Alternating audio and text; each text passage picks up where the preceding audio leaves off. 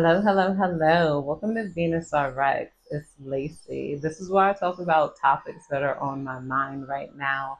Very into the esoteric and the supernatural. I grew up in Weird, New Jersey. I just escaped Santeria, the Bronx, and I'm in the Netherlands. I decided to move to the Netherlands, and we were talking about that before in my other video because I was in Roermond, Netherlands, where they burned 64 witches, and I got to do my little witch walk and learn more about that.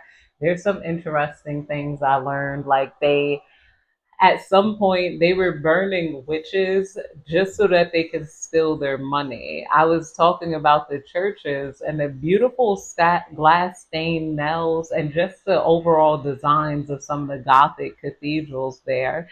And the tour guide had brought up to me that he basically had brought up to me that the windows, the stained glass nail windows, they were paid because there was two rich witches that were burned, and they took their money and they blade burnt and they made stained glass windows. My bad, I'm stuttering because I was like, wow, I was just making a series of stained glass nails, like because I make nail sets. If you check out my aesthetic page, and I was like, I was just making a bunch of stained glass nails. They really appealed to me. They were so beautiful. I was making them back to back because there's a lot of Catholic, Gothic cathedrals there. And as far as the Netherlands compared to the Bronx, it's way better than the Bronx. My soul feels at ease here. It's like, oh my goodness. It was very quiet where I was at in the Netherlands before. Here, there's a little more people here. Ethnically, I guess it's a little more diverse now that I moved towards like the deeper into the Netherlands and more towards like major cities here. Um, Also about Roermond though is they have demon statues all around. I was living by a statue of Beelzebub. I'll probably insert some pictures here of the demon statue and whatnot. And they had different forms of torture to do to the witches. I'll insert a lot of that along the video, probably like right here or something because I had a picture of Beelzebub, and then I had a picture of them doing the devil's dance there.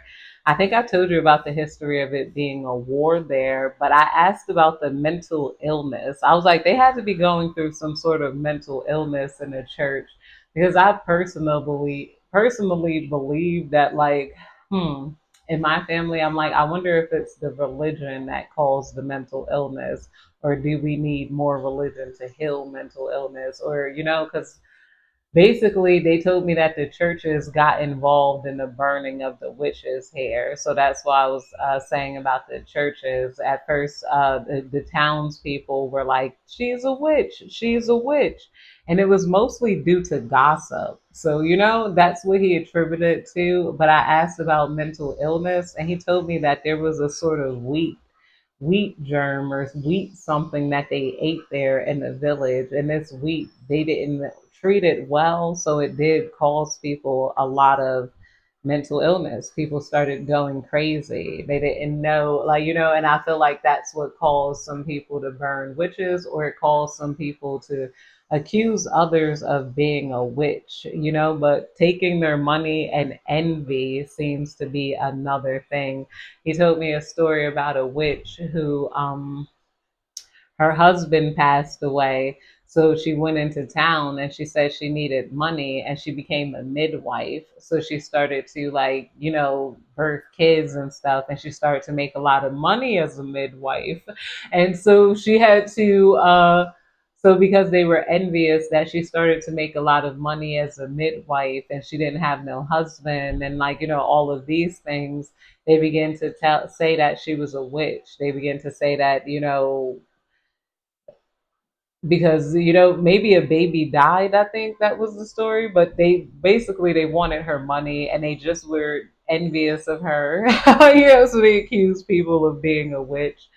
The difference between living in the Netherlands and living in the United States, I guess I'll go to the natural habitat first. Like where I was at in Real Mound, there was like a lot of farms, a lot of like hidden woods. I enjoyed walking in. There was a lots of lakes and streams and stuff there. It was just so relaxed and low key. One thing I love about Europe, at least this part about Europe, is that the sun doesn't set until almost 10 o'clock, but it's like an extended sunset. Like in New York around this time, summertime, it'll be setting around 8 p.m. in New York. Here it doesn't set to like 9:45, dang near 10 o'clock. And then it stays in this like sort of twilight from like what time is it now? Maybe like 8 o'clock all the way to 9 o'clock. All I know is I was thinking, I'm like, is this sunset lasting longer? And then I looked it up. I'm like, what time did the sun set in New York? Yeah, I'm like, there's more hours of sun here, if I'm not mistaken. It seems to be that way. Also, as far as, I didn't get to date much, but I guess yeah, people here do give you attention. I did have somebody say, "Oh my God, a black girl," as I'm walking, and that shocked me. I honestly started laughing because he blew a kiss, and he said, "Ah, a black girl." Mwah. Like yo, I'm like okay, And this was riding. This was somebody riding their bike on past Roadmount. I believe I did have on this outfit, this dress when he did it. I'm like, you and my hair was done and I had my braids done. I looked nice that day.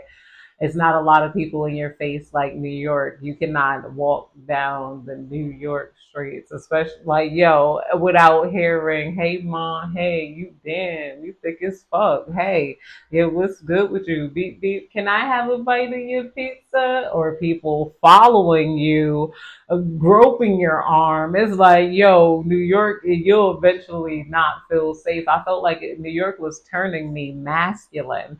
I used to look at some women when I first got to New York. I'm like, dang, homie, like yo, like I'm like, ooh, I'm like the street. I had to realize the streets made a man out of her, like, and they was starting to make a man out of you too, because no guys stand up for you. They look like equal rights. You better fight for yourself.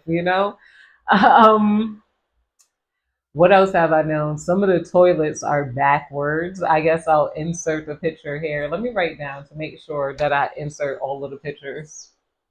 Yeah, I had to remember when to insert my demon statues in my walk. So I guess that's one of the most pleasant things about the environment here. When I did go to a major city, it does seem to be more ethnic people here. And there was a guy followed me around the store. He followed me around the store like I was gonna steal something.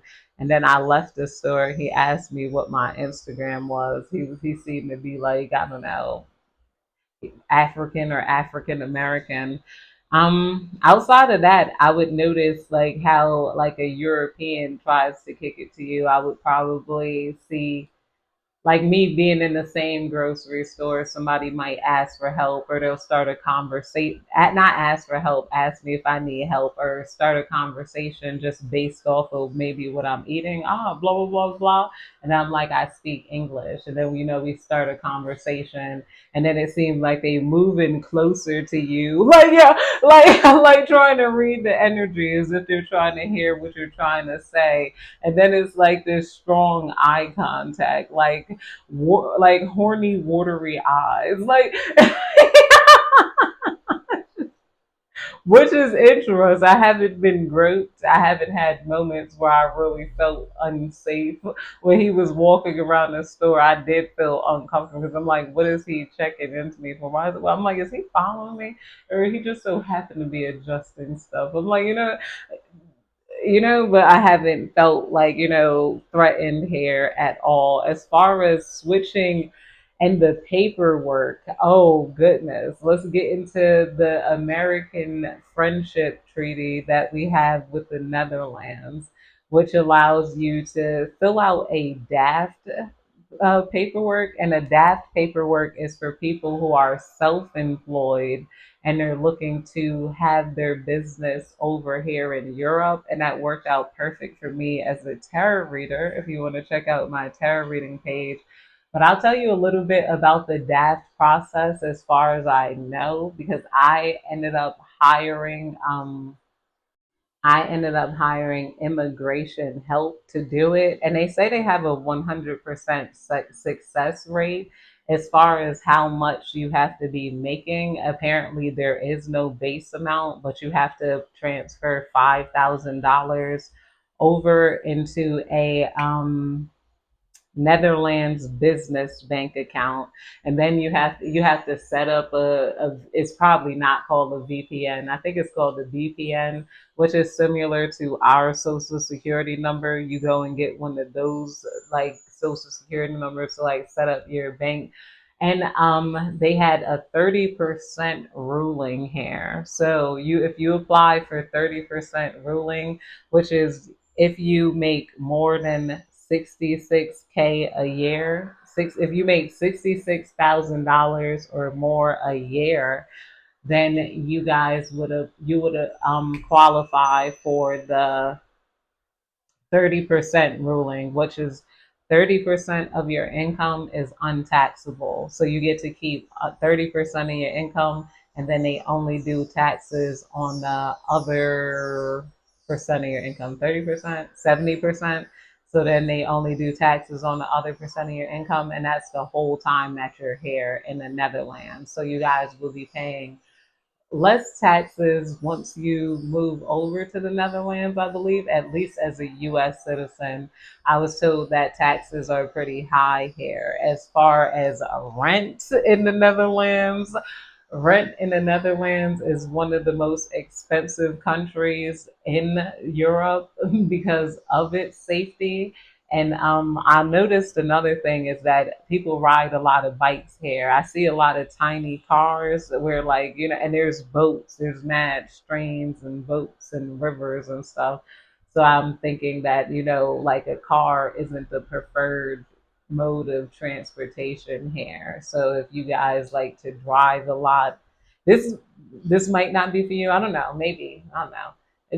But it's more walk and wanderlusty, like on a bike or walking. That's where I see you can enjoy a lot of the scenery, a lot of the buildings. Still, there's a lot of castles. There's a lot of, and it feels very wanderlusty.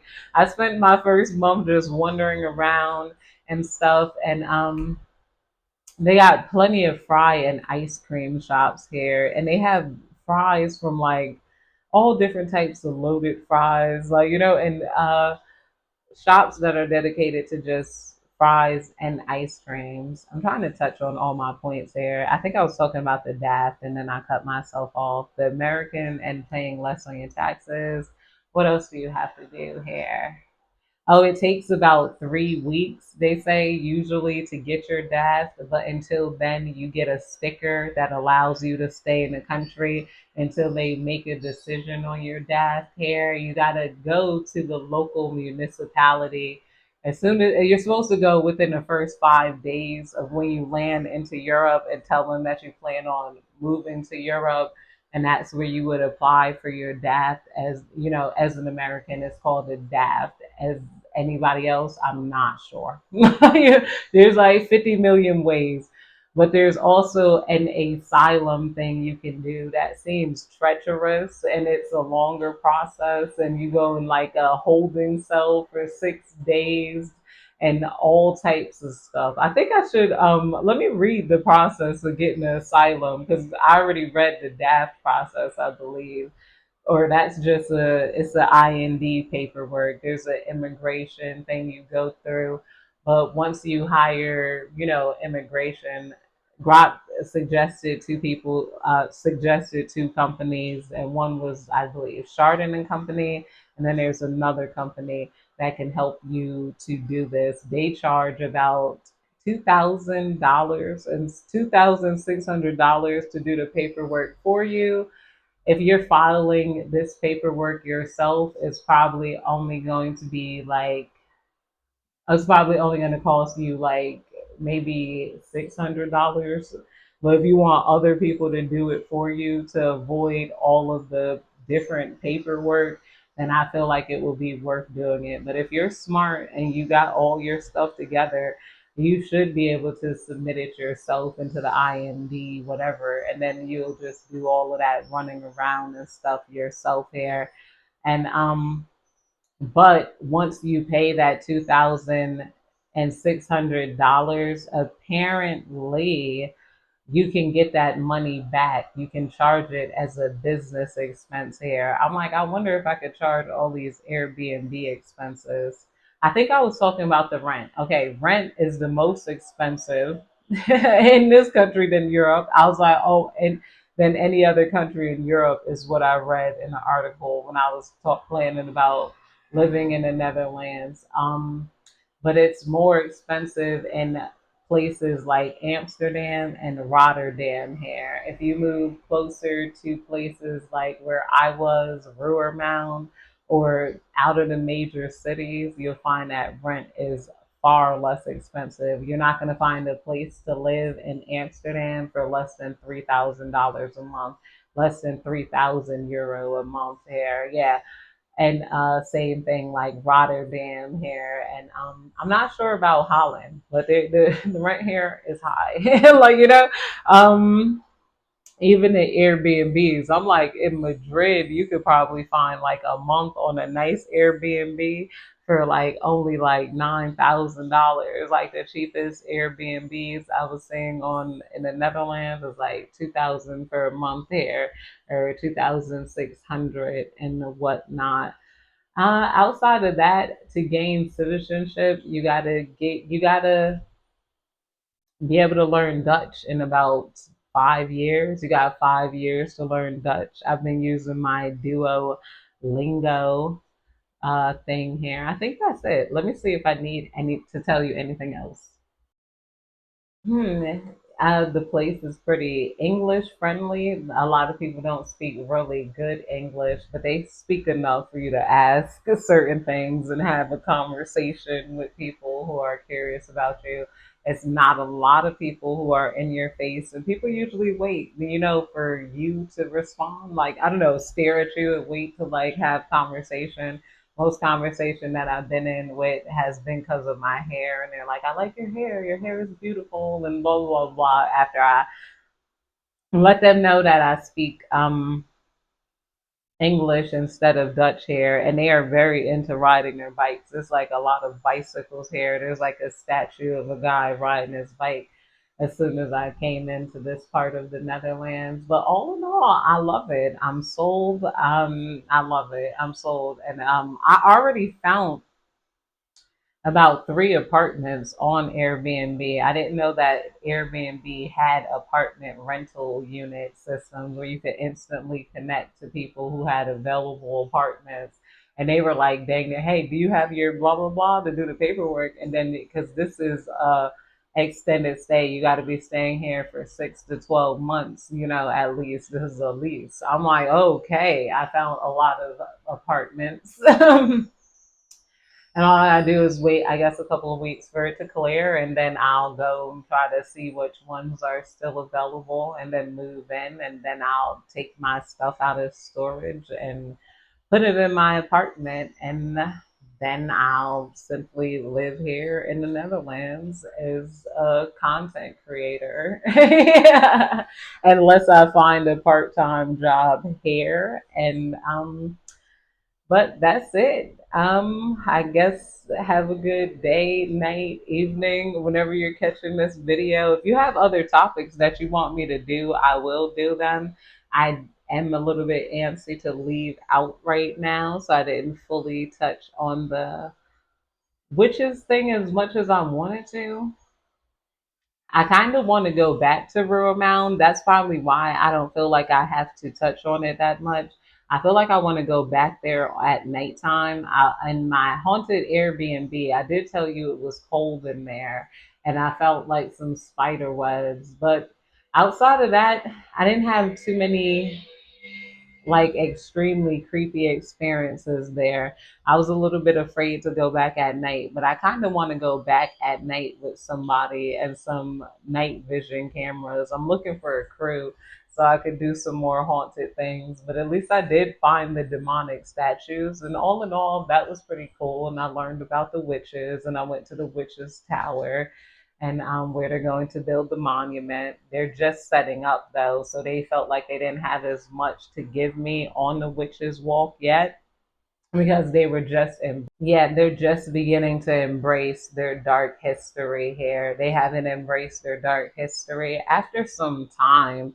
I mean, in some time, they were kind of trying to hide it because I had to ask specifically about the witches and the witch tours. Outside of that, they offer a lot of normal tours, boat tours, this tours and that tours. There's a lot of hmm.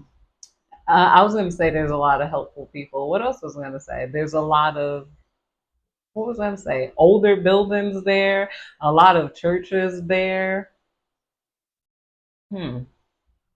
Yeah, no, I guess that's about it. If I think of something else, I'll write it down and then I'll come back to it.